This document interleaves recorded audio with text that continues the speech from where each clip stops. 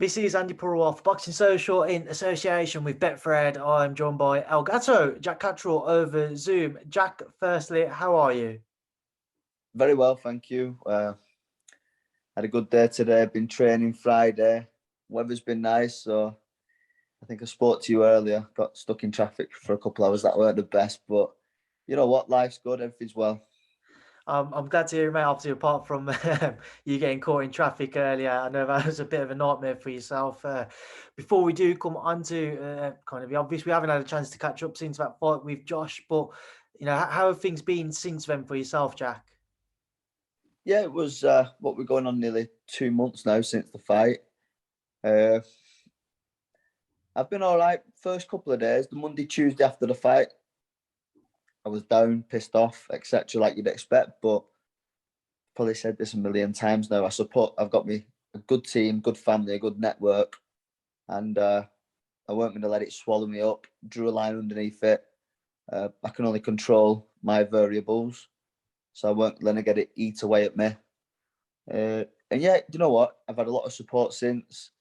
It's been nice. I've been back in the gym, and I think every cloud is a silver lining. I've proved a lot of people wrong, and then off the back of that performance, I believe I'll get some big fights next. That performance, Jack, is that the best you feel you can deliver, or do you feel there's more that you have to show? I feel like there's more, and I don't want to be disrespectful, but I didn't think it was a hard fight. I felt like, again, I think I can push the levels and keep going forward. I don't think it was the hardest fight that I've had. I think I controlled the distance and timing well. The work that me and Jamie had done in the gym, the drills that we practiced. I think I pulled it off well. But I certainly believe there's always room for improvement. How many times have you looked back on it, Josh? How many times, Josh? How many times, Jack? Sorry, have you looked back on the fight with Josh, and how have you reflected on it? You know what? I've not watched it yet. I've not watched it. Said to Jamie once I get a fight date. I mean, I was in the fight, so I know how the fight went. I lived it, but I've said when I do get a fight date, I will watch it back, and I'll watch it back for studying purposes. And I already know the stuff that I can improve on, but I want to watch the fight when I get a fight date to see what I can improve on and watch it. Since then, there's been a lot of fallout, Jack. What have you made of kind of firstly the public's reaction to it? As you'll know yourself, most people thought you'd done enough to be victorious on the night.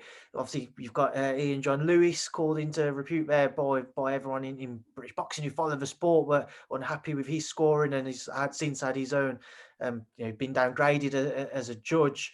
I want to get your thoughts on him and just everything that's happened since.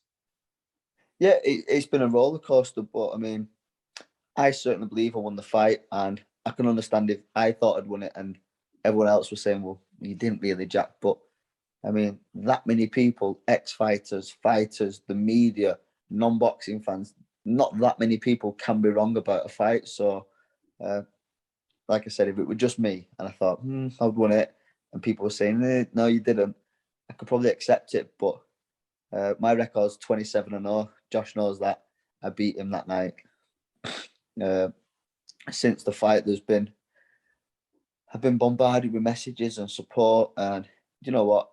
It's nice. It's nice to have the support. I'd sooner prefer to have the belts to bring back that I work for my family and my team. But I've got to turn all the negative that happened into a positive, and use this exposure and support going forward now and deliver some big fights. Have you had any interaction with Josh, Jack, at all since the fight? No, just on boxing socials comments earlier on today, and little bits on Twitter. But look, I've got zero feelings toward Josh, good or bad. Really doesn't. I really don't have any feelings towards him. But I think since the fight, he's lost a lot of credibility and a lot of respect in the boxing world and the wider audience. I don't believe. You know, I've kind of seen it with Josh over the years. I've seen the kind of character he is away from boxing. You can kind of read that, and he's certainly not a person that I'd like to be friends with. And I knew that going into the fight, and I think he's just shown it whether he's trying to play the bad guy now or what, but the way he's gone about things after the fight, I think is totally wrong. He's lost a lot of fans, a lot of respect in the boxing world, and that's the general feeling I'm getting. And I kind of feel sorry for him a little bit. He could have gone about it better, but he's chose to be who he is. So that's on him. After the fight, Jack, the immediate thought was that Josh is going to move up to 147, vacate those titles, and leave them at 140. Recently we've seen it come out that Josh may well decide to stick at 140 if he can keep hold of his belts and doesn't have any mandatories to deal with, and he'd be open to a rematch with you. What's your understanding of that situation? When you've heard either news, whether it be Josh moving up or sticking at 140, what's been your understanding of it all? He's the king of contradiction. That was the comment today.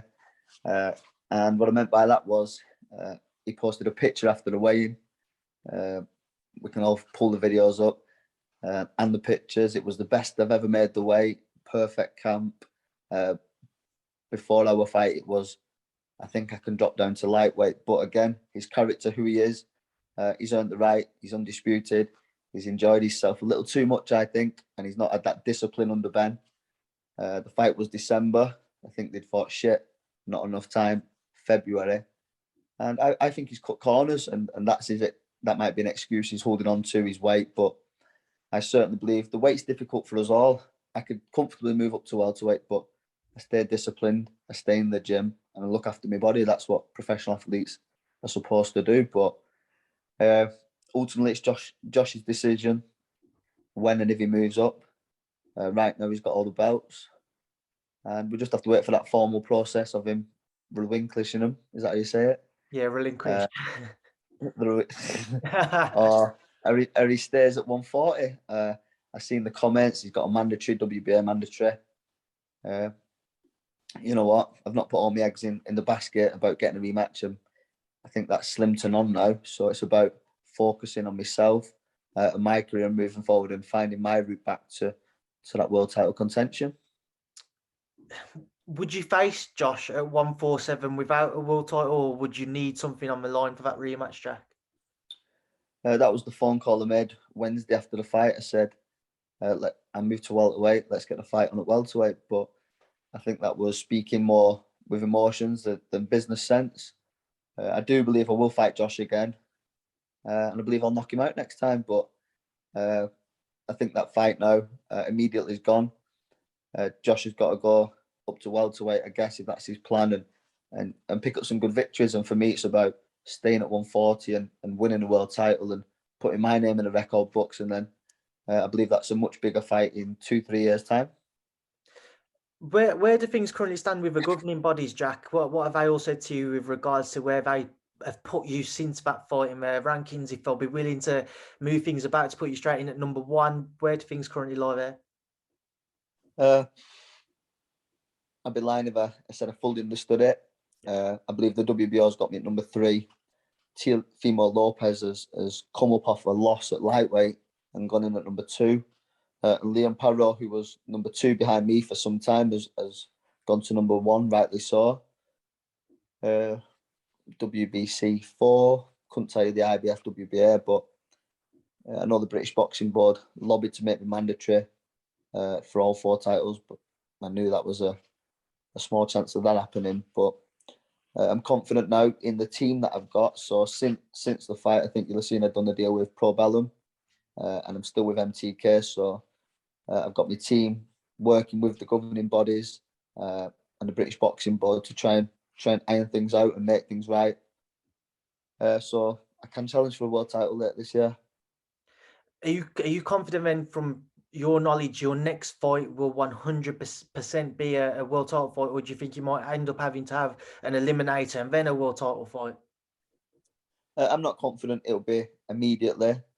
If it is the next fight, well, happy days. I'll be ready for it. But if I have to fight in between, whether that's an eliminator or wait for the winner to fight, I said this before the fight. There were 15 months between getting in the ring before the fight with Josh, and I got asked a lot about inactivity. But when you live in the gym and you stay ready and you're in the boxing ring every day, it's second nature. So that was never an issue.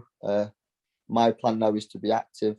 But if I've got to wait an extra 2 months this year to fight for the world title, then that'll be sweet.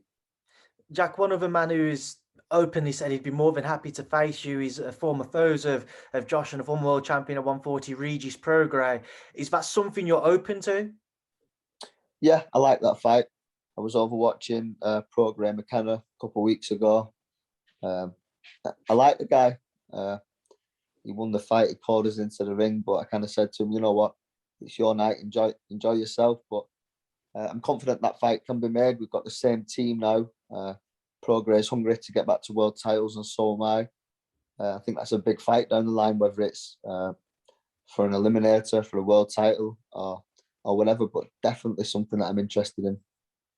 How much in this period of your career, Jack, do you feel you've learned, not just about kind of yourself, your abilities, but just, I suppose, the boxing industry in itself and how everything operates, how things have gone since, whether it be the governing bodies, whether it be the board, and what happened with Ian John Lewis being downgraded and what have you? How much do you feel you've learned from this?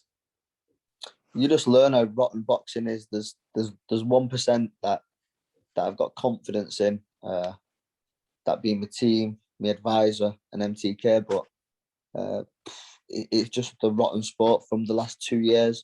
All the step aside, not getting no step aside money, being forced to wait for fights, being sidelined, and now you think you've got over all the issues, you get the fight, and again you just see the corruption and the incompetence in the judges, the governing bodies. It's just, you learn a lot, but again, it's all part of the journey. I don't sit losing sleep over it. I control what I control. Like I said, I stay in the gym and I fight, and that's my job. But you can kind of see, and I think a lot of it's exposed boxing to a lot of people that weekend about how corrupt the sport is. I mean, Jack, just only a week after yourself, you saw Mark Leach pick up that British title, and even in that fight, I think most people thought he'd won by a considerably bigger margin than what the scorecards read. What did you make of Mark's fight the week after you, and obviously those scorecards? Again, it gets brushed under the carpet too much because Mark won the fight, but he won it clearly. I had him 11 rounds to 1, and I think a lot of other people did maybe 10-2, but to have it by a couple of rounds, and then because he got the decision, it's not spoken about, but it's a joke. From your own experiences, Jack, what would you like to see? What would you like to see be done? It's difficult. I think Jamie's touched on it, but something's got to be done about the clear understanding of how you win a round. It's all right saying, well, I thought everything's too opinion based. I preferred this. Well, I preferred this. Well, there's got to be. If I punched Josh 11 rounds to 1, but it's opinion based in it, so that's what we're dealing with at the moment. Right, Jack, just before I let you go, I'm going to leave the final word to yourself. Obviously, I'm sure there's a lot of people who are waiting to see you get back into the ring as you wipe a little bit of dust off there from the looks of it. Baby rubbish and all sorts. Jack, it's obviously a pleasure to catch up with you, but like I say, final word, anything you'd like to say to everybody who's waiting to see you back in there? Yeah, back in the gym. Thank you for the support that I've had. I've been overwhelmed with messages and text and letters, etc. So it's been nice. I've had a little break. I'm back in the gym now, so hopefully you'll see me out this summer, July time, and I'll be ready.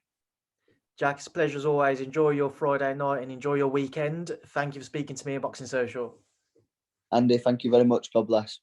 Top man, Jack. Have a good one, mate. You too, Andy. Nice one, mate. Thank you.